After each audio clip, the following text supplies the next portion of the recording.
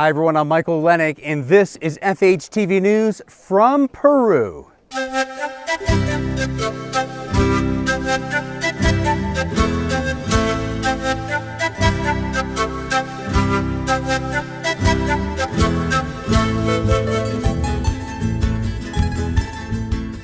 This week we are traveling with caregivers from Florida Hospital, bringing whole person health and wellness to some very isolated villages in and around Cusco and the famous Incan Sacred Valley.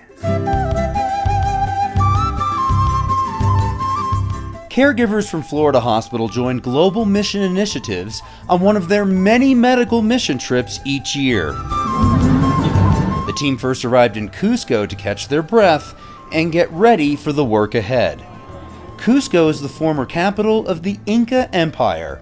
Today, it is at once historic and modern and bustling, with more than 400,000 residents, and I don't even know how many llamas and alpacas.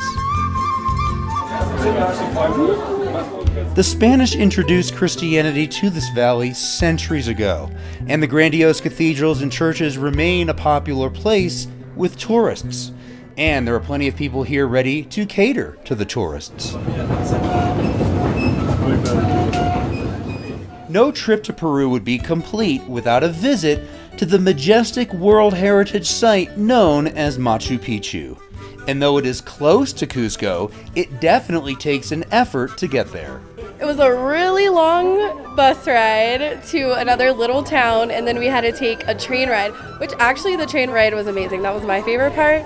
The train takes you to Aguas Calientes, where you wait your turn to take a bus to the top of this ancient citadel. The combination of natural history and the impressive ruins is the reason why this is such a world-famous location. Incredible. I've never seen anything like it. It's just hard to imagine a civilization up there in that area. It's kind of down in a valley that you're looking into, and everything looks so perfect and so organized, and the skills that they had to do that. It's just amazing. You're seeing history just sitting out there in front of you. When you know you're going to see ruins, you don't really know what to expect. You think about the spirituality of it, the belief system, the fact that centuries ago these things were built, that they were able to figure out ways to cut into rock and build these structures that still stand today is incredible. And it's things that we don't do today. Getting a chance to do some sightseeing is definitely a perk when you travel with global mission initiatives. But the real work and the real fun happen here in remote villages like this one called Pichumarca, where the team set up shop right in there. Many remote towns in Peru have a government health clinic, but they are usually woefully understaffed and missing resources we take for granted. So there's an incredible amount of people who live not only in this town but also in the mountain area. And so when we come and we give these free services, they're able to come to us and we're able to see them and provide free clinical services. The services include pharmacy, internal medicine, and ultrasound. Even something as basic as vitals was an experience for the 261 locals who came by the first day, some of whom haven't seen these common instruments. They don't quite know what to do, where to put their hands, and obviously they don't realize what blood pressure is all about. They have multiple layers. I've taken off as many as 6 sweaters off of one arm to just do the blood pressure. We just smile at each other, like with the kids. They love the stickers that we have, just everything. So it's really fun. I actually really like doing the vitals, and some of the nurses that have been on the other mission trips said that that was their favorite part. After triage, the patients are sent to the appropriate provider. Florida Hospital has been practicing whole person health for more than 100 years, so it's no surprise a chaplain was part of the team. Wanda Davis was organizing the goodies she would be handing out to the kids and parents waiting patiently. Things like chapstick or lotion or even a toy. She also made a point to pray. The joy of the Lord is our strength, and a merry heart is good medicine. So I also think I'm doing medicine when I am bringing the light to the people. One of the most moving scenes was watching Wanda wash the feet of the patients who came to clinic. It was a touching moment for everyone present and a reminder why the caregivers made this journey. I wanted to help people, and I had some time for that specific thing, and I just feel great that I can give something of myself. It's so much more than just giving medicine. You're giving care and you're giving education. You're also learning from them as well. So it's a great give and take in my eyes. Many of the towns that we visited on this medical mission trip to Peru have things in common, like dirt roads and on the sides of buildings, the faded logos of local political parties. And sometimes the traffic jams look like this. But Peru is a very large and diverse country, cultures, languages, and landscapes. For generations, this incredible place has been called Apu Winacunca. More recently, visitors have dubbed it Rainbow Mountain. On one side of the mountaintop, you can see all 7 colors in one mountain. But then as you look out over the mountaintops, you can see different peaks with different colors on them. So you get so many different incredible views from one spot.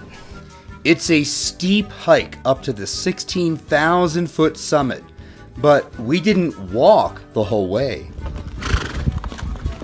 We rode on horseback. We got off about 3 times to give our horses and ourselves a break. It was probably a little traumatizing for both of us, but it was awesome. I don't think we could have made it if we were walking. Amazingly, our guides handling the horses did walk the whole way up.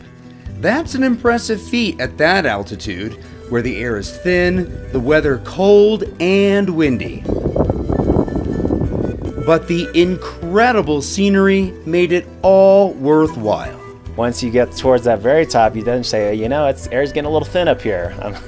I'm feeling a little winded. I'm feeling a little, maybe even a headache, things like that. And so you're kind of struggling against all these elements, and then all of a sudden you're greeted with the beauty, and then you're able to sort of come back to the realization like, wow, I'm here.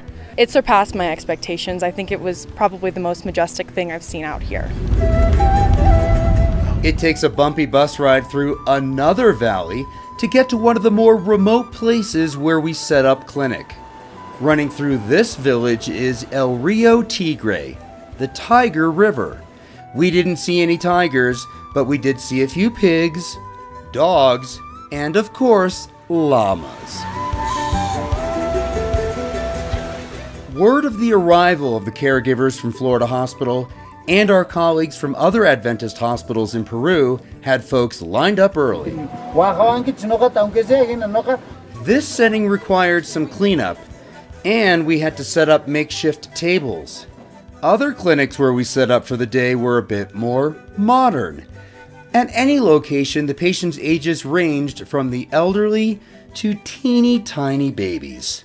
The adults dressed in traditional clothing, and the older ones were more likely to speak the native Quechua than Spanish. There are many essentially chronic conditions that are coming in related to their lifestyle. So hard labor, hard lifting, carrying. So they have a lot of lower back pain, a lot of joint pain, knees, hands, feet. So that's fairly common and understandable why they're coming in with this. One of the more popular attractions was the ultrasound machine, something the locals think is magical. I've heard from the people that are triaging the patients that they're all asking for echografia, which is what they call ultrasound here. And they think it's some type of magic that's going to heal them. As soon as we touch them with the probe, they don't realize it's just diagnostic. Actually, I had a patient that came in and they had ordered a gallbladder ultrasound, which is, I don't know if you know, but it's in the front on your abdomen. But she's saying, no, I have back pain. And so I look at her back just to kind of make her feel better. And then she's like, no, I have leg pain. So they kind of want you to look at their entire body. It could be very stressful at times handling this many patients in this type of setting. Fortunately, time with the adorable children was very uplifting. The rains came down and the floods came up. Playing with those kids is kind of our relief. You know, the stress of the day, we're seeing over 300 patients a day, and that 1 second that you can make to, brighten that kid's day, you don't realize how much it takes a toll on you as well. So just kind of put your heart over the edge. It was a lot of fun playing the games with them and, just picking them up and like doing little things with them. They just really like that connection that you can have with them. It's very rewarding, and it is fun to take a break and do that with the kids. Every person who joined Global Mission Initiatives on this trip touched many lives, around 300 each day. It was hard work in settings very different than what we're used to back home. But at the end of every long day, all the caregivers agree, this has been a most rewarding experience. I think we take more out of this than them. We may fix them for 2 weeks, but we remember this forever. It changes your life a little bit. It changes the way you take care of your patients back home. It changes the way you live back home. It's been very rewarding. I feel like blessing other people has just been a blessing to myself, which I didn't realize it was going to be that way. It gives you a different aspect on life. We take a lot of things for granted in the United States, and this opens your eyes to that not everybody lives the way you do.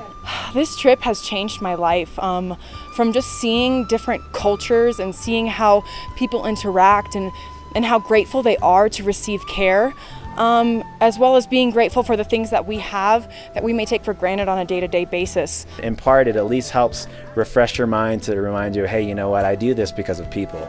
And that's what a mission trip is about. We end our story in the town of Checacupe, near the archaeological site known as Tres Puentes, 3 bridges, one of which is more than 500 years old. And it's symbolic because we had to bridge language and cultural differences to extend the healing ministry of Christ. And we did. And just as these bridges have been around for a long time, we hope we made a good, long-lasting impression on the people that we served, just as they made a good impression on us.